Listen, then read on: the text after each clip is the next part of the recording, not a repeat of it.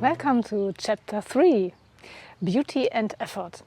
And for beauty and effort we have three subcategories. The first is beauty and prices. And the relation is sometimes you need to pay for the beauty and sometimes it just comes along. The next is sound. I wanted to measure the frequency first, but unfortunately the device did not work properly. It was an app that was just, yeah, forget about that. So we need to do it via microphone and you need to keep in mind how the different sounds were. And the last one is maintenance. That's an interesting topic as well. So let's start with beauty and prices. Beauty, yeah, beauty is something that is quite subjective, and my personal taste is I like things that are uncommon or unique. So, for example, if we start with a hornbow, unique is the skin and how it reacts to the color beneath. So some of Frank Voss bows are darker here, then they got brighter in the area where they get bent, and then they get darker again. I think this is very cool. Here it's not that obvious.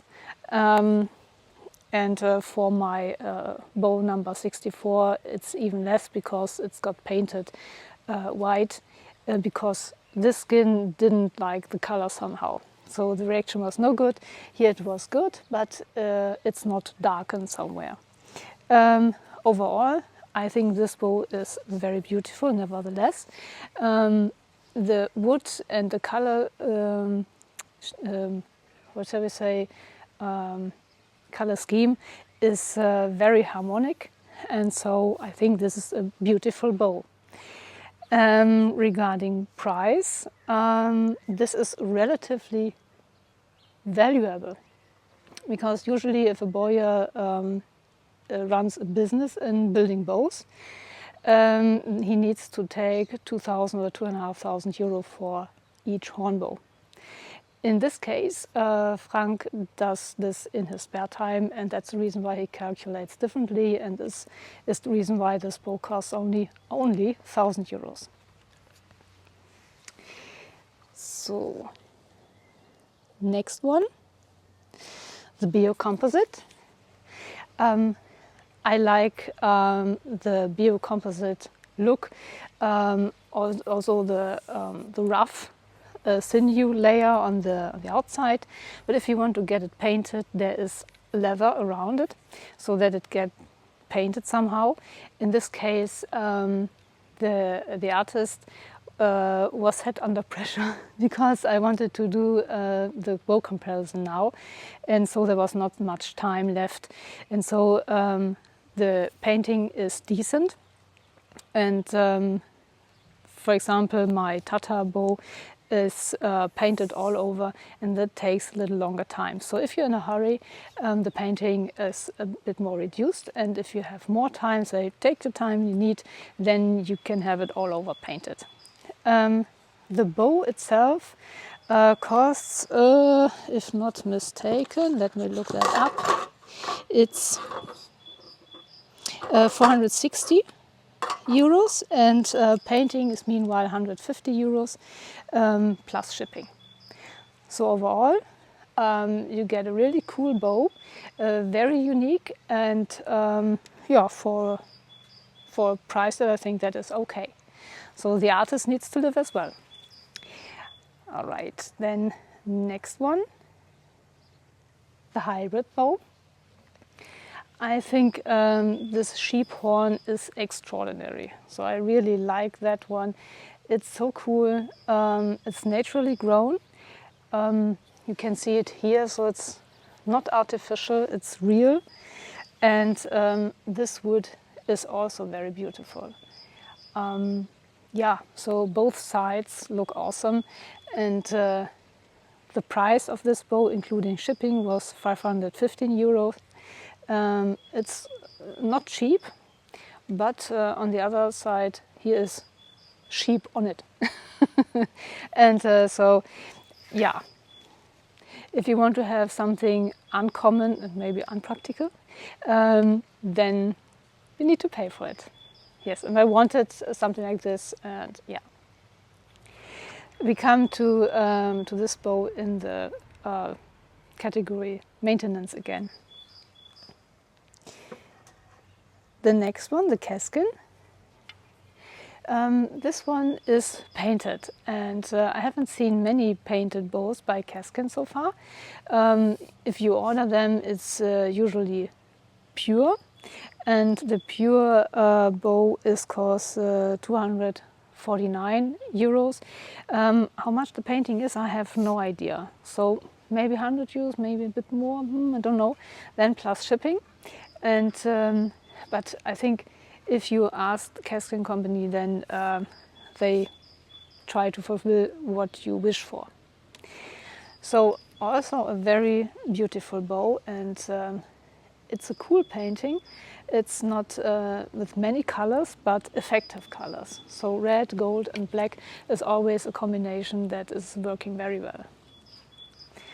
Then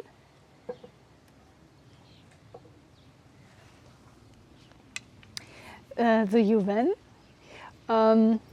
If you are looking for a carbon optic, then this is your bow. If you like it more natural, then yeah, you may look for something differently. Sorry, I need to put this here. But I think this is a nice contrast to the other bows, because none of the other bows is looking like this. And the belly side is looking wooden. In this case, the wood has parallel stripes, which is not that often as well. Very nice as well. And here with an interesting and creative painting. Nobody knows what it means, but it's nice.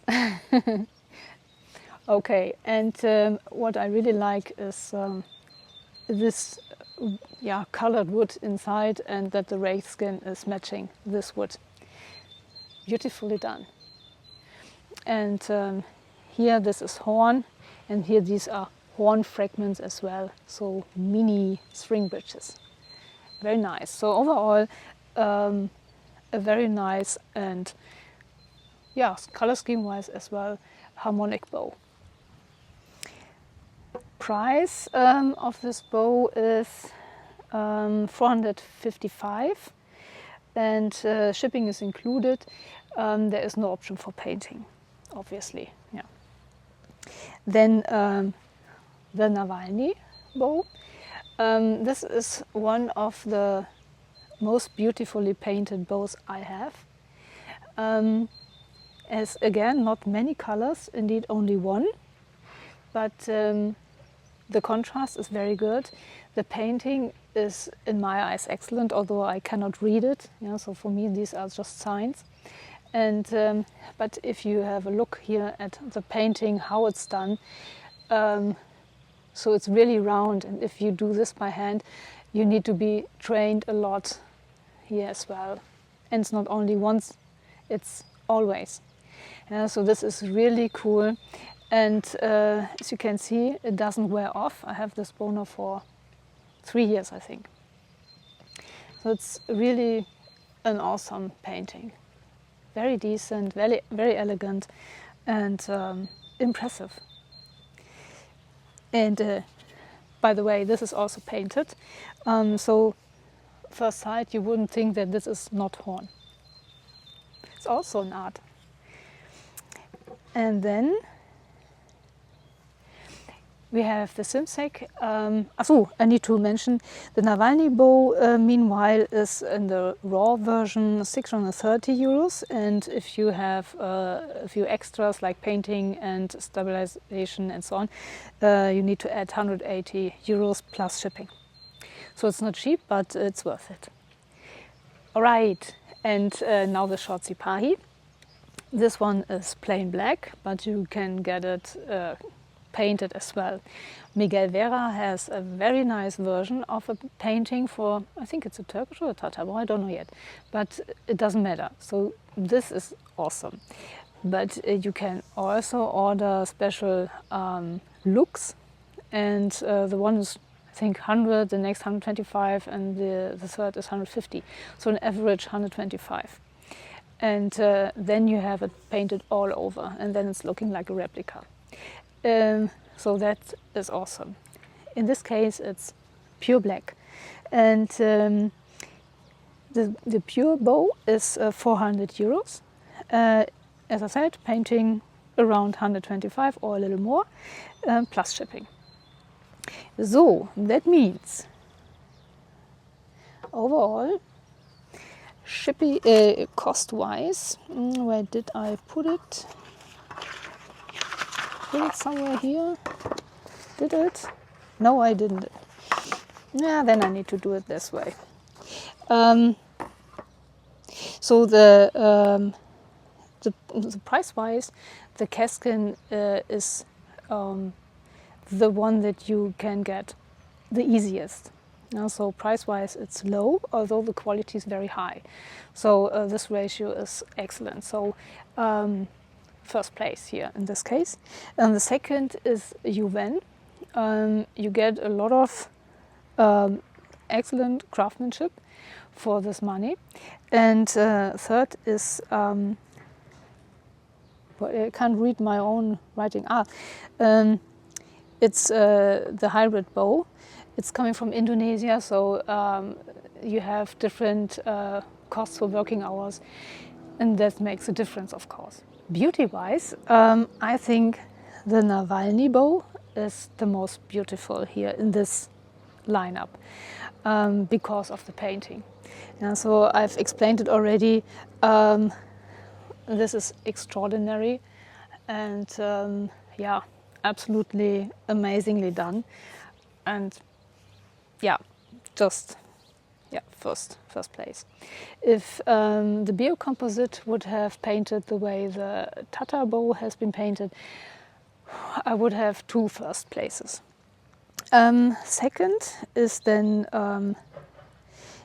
the Salman, so the hybrid bow, because of this awesome horn, sheep horn, and this very beautiful wood. So this combination is very nice, and as we can see, very harmonic. And the horn is rare, so you don't get it that often. It's garrot sheep. And second place as well for the Hornbow with its unique skin appearance and for craftsmanship. So this is, if you would touch it, it's just, you think it's not of this world. And then we have a third place as well, and this is then the Grózer bow. As I said, if the painting would have been that mind-blowing like on my Tata, that would be a first place. But in this case, since it's reduced and compared to the Nawalny bow, it's then the third place. But don't mind, that was under pressure, so thank you nevertheless. And now we come to a very interesting chapter here. This is then sound. As I said, I wanted to measure it, and yeah, this is not working. So we need to do it differently. So I will take each bow, pull it a bit, hold it close to the microphone, and then you hear hopefully what I hear. Okay, let's start.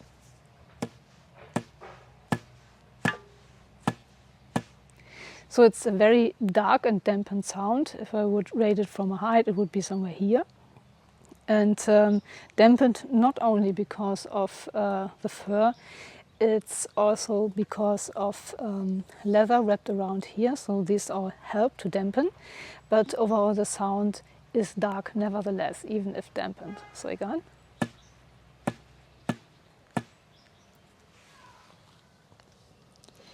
In contrast, so the next one, Biocomposite.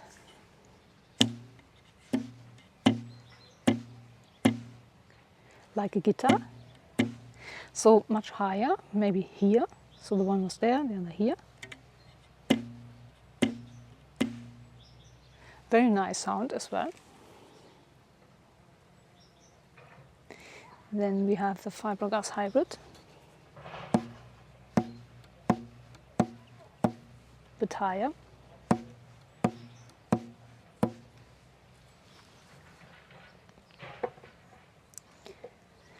The Keskin.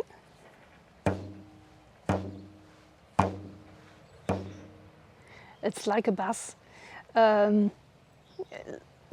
like a dark guitar.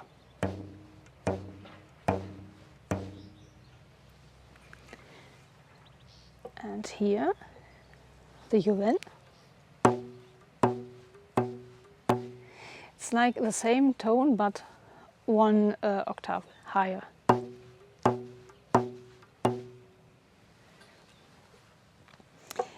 And then the Nawalny bow.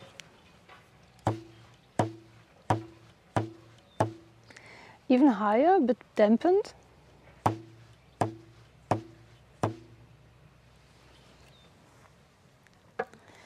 And the Simsek. Even higher. So maybe you have recognized that the materials and the size and the volume provide the special frequency. So each bow is different, and I nearly have a tone ladder. And now it's depending on my personal taste what I like most. This is not necessarily the same as you would like. But yeah, since I rate today, it's up to me. And so my winner for sound is the Hornbow, and I explain why. I like it very silent. So a silent bow is always nice. So if I shoot, then it's just, you don't hear something. And vibration is also low, so it's all done. Nearly, it's hard to hear. So very, very silent. This is the reason why I give him the first prize, or first place. Then next one would be the Keskin. And now you say, why? Why not the Biocomposite? Yeah. And the Biocomposite.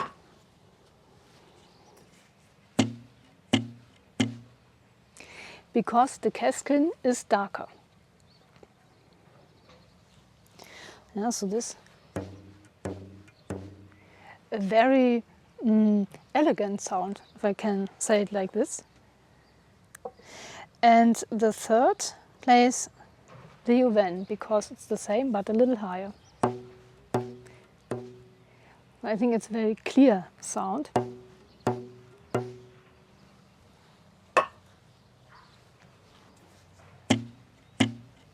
Yeah, you have here different sounds as well, and not that clear. You know, and that's the reason why the Yuwen got the third place, because it's a nice sound as well, but higher, and I like it darker, so lower. And yeah, that's the reason why. I hope you can understand. And yeah, maybe you agree, maybe not. Right, maintenance. Yeah, it's quite clear that you have the most less effort with this resin bow, because you can shoot it underwater, you can shoot it in heavy rain. Yes, the leather needs to be treated a bit after rain. So with all leather, if it's on a resin bow or not, you need to take care of the leather. But the bow itself, you can rip off the leather and the bow is still working. So maintenance-wise, this is the most easiest bow point. And that's the reason why this is the, you got the first place for maintenance. Easy, easy, easy. Then all laminated bows, so means, we start now in the other row. If it's the Monolith, the Yuwen V3, or the Keskin, it doesn't matter. They all are easy. The only thing, and this is with the Simsek of course as well, don't let it strung in the hot car. Yeah, so this is no good for no bow. But these bows, you just string, you shoot, you unstring, point. That's it. Yeah, so maintenance-wise, these bows are super easy, and they're easy to handle. They're lovely to shoot. Yeah, this is the reason why all laminated bows get the second place. Third place is the Biocomposite. Why is it? You string it and you're good to go. But if you have the bow strung for a few hours or so, or even for an hour, you need to unstring it very, very slowly. And if you string, you have 20 seconds to correct the tiller or whatsoever. And you have to do this sometimes. Yeah, so I have a few bows, and this one is one as well. We need to correct the tiller. And you do this by, so in this case you want to correct this one, you secure the string here, and then you press vertically towards the limb and press it down that way and correct it until the tiller is right. So this is something that is not a big deal, but you need to be very careful, you know? So not twist the bow. And the unstringing is very important as well. So that's the reason why you have a little maintenance, but if you have a biocomposite, you should be able to do this. Yeah, but it's not that easy as for the laminated. Then the next one, this is something that I don't know, the hybrid. Maybe let's take the hybrid first. If you order a hybrid bow, you are aware that the horn layer on the belly side is just optics. Yeah, you know that. It can have an effect on the strength of the bow, but for performance it doesn't help. Yeah, it's a fiberglass bow. Nevertheless, the horn has been treated in the humidity environment of Indonesia. There we have 60 to 80% humidity. Here in Germany, for example, we have a humidity at 60%, sometimes in summer, after rain, maybe. So it's not that often that we have 60%. Mainly we are at 13, 30, 40. Yeah, 40 in the house would be good. 40 up to 60 is nice, but it's less. Yeah? So what happens to horn? It dries. Yeah? So in a dry environment, horn dries. And that means it shrinks. That causes a lot of tension in the glue, and it opens up on the edges first. If you recognize this, don't shoot the bow. Repair and fill the gaps with epoxy. There are special epoxy glues that are very fluent, and you have a good chance that it flows into the gaps, but you cannot be sure that it's getting filled completely, of course. Don't mind. Please do not send this bow to the bowyer in Indonesia. It doesn't make any sense, because there we have the high humidity. The horn opens up again, he glues it, then he sends it back, and the same result, yeah, because the horn dries out again. So forget it, it doesn't matter. Do it yourself in your environment, and if you have done so, it doesn't open up again. So I have repaired the gaps and filled the gaps last August, and they didn't open up again. Yeah, so nearly a year ago, I have secured the horn here as well. This is a self-adhesive fabric band, and this is just for decoration here, the thread to match the thread that Abu Salman has used, and it's working nicely. I have also done it here on the points, on the tips, and I have also added glue here in the horn section, so all horn has shrinked. And this is, yeah, per expectation. You know that. If you order in Indonesia and you are not living in a humid climate, then you will notice that as well. Yeah? So maintenance factor, yes, there is.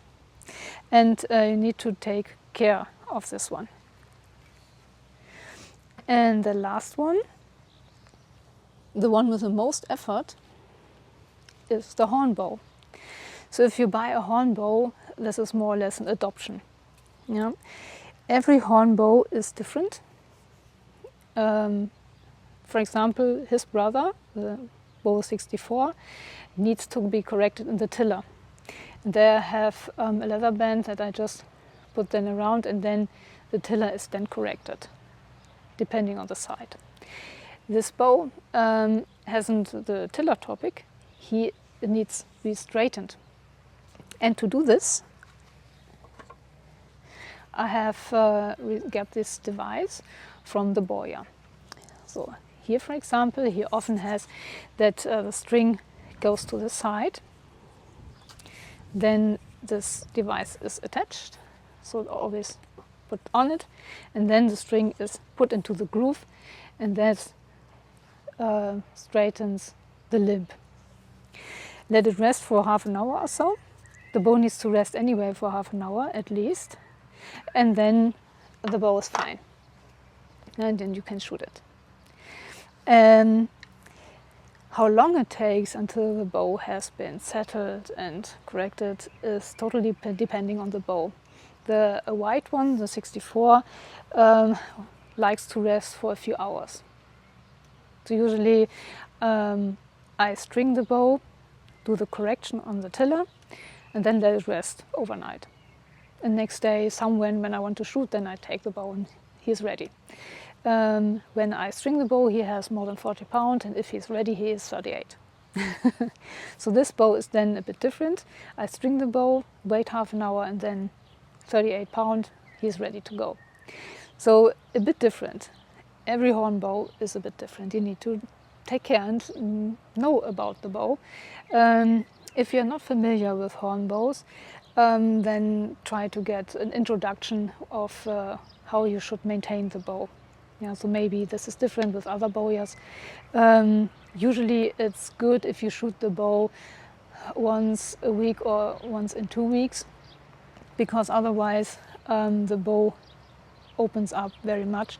The Hornbow 64 is now very rounded. He has the moon shape, the half moon shape, and I didn't shoot the bow for 2 weeks now, so he's on due. And yeah, this is what you need to know. And unstringing slowly is also recommended.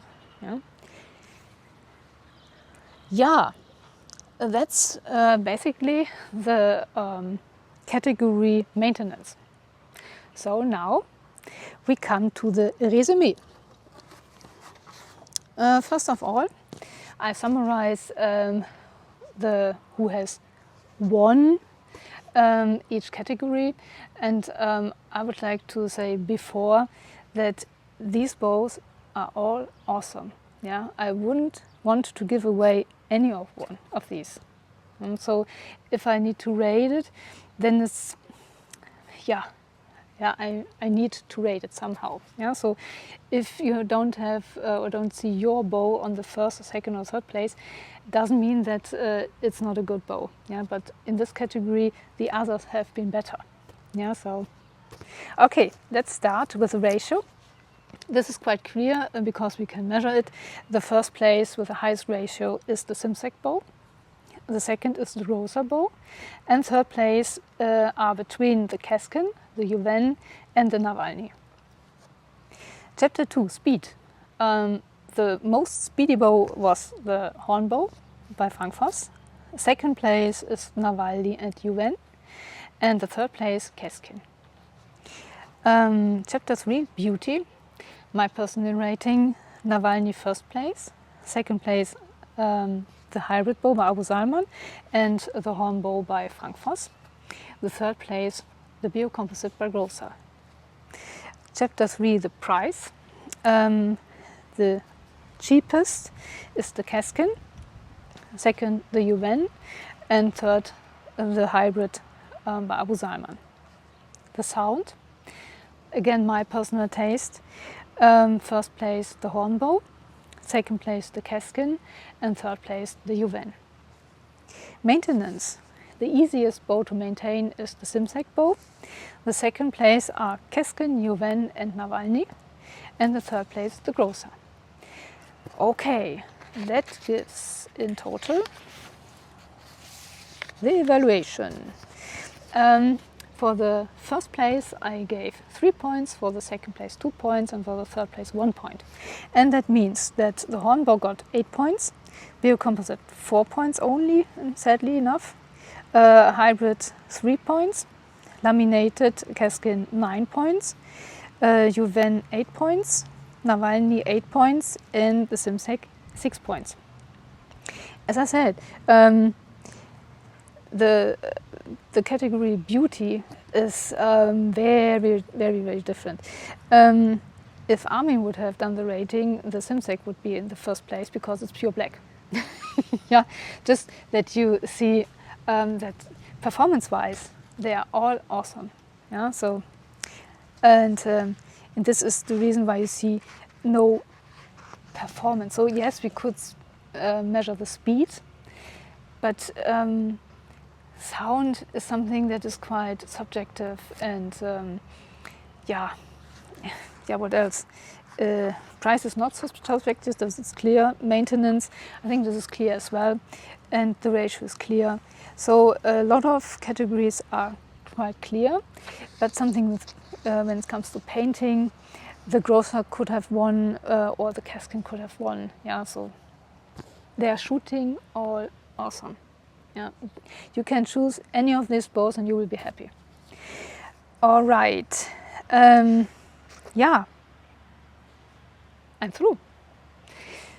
This was an extraordinary experience, so thank you all for staying that long. I needed to divide the video into 3 chapters and 3 parts because it was just, I talked too much, probably. Yeah, but on the other hand, these are 7 bows, and I don't know once say, here, this is the bow, and then we are done. So yeah, I hope that I could introduce you to all the bows, and I think it was quite interesting to hear the bows beside one after the other, and that we have a tone ladder I didn't know before. Because if you shoot it separately, you don't notice, you only hear that bow now, but not in comparison to others. Speed, yes, as we know, if we reduce the speed, for example, for the Simsek bow, the bow is much faster if we go to the 8 or 9 grain per pound. But yeah, then it would be another rating. I would have taken other arrows for the Grózer as well, for the Nawalny probably, and so it wouldn't be according to the recommended arrow weight of bamboo archery. So yeah, this is now the table I use mainly, but of course you can go lower if the bowyer tells you that you can. Yeah, and then the Simsek would have been much faster, but probably not faster than the Hornbow, which shot with the most speed, even if the arrows were heavier than it needed.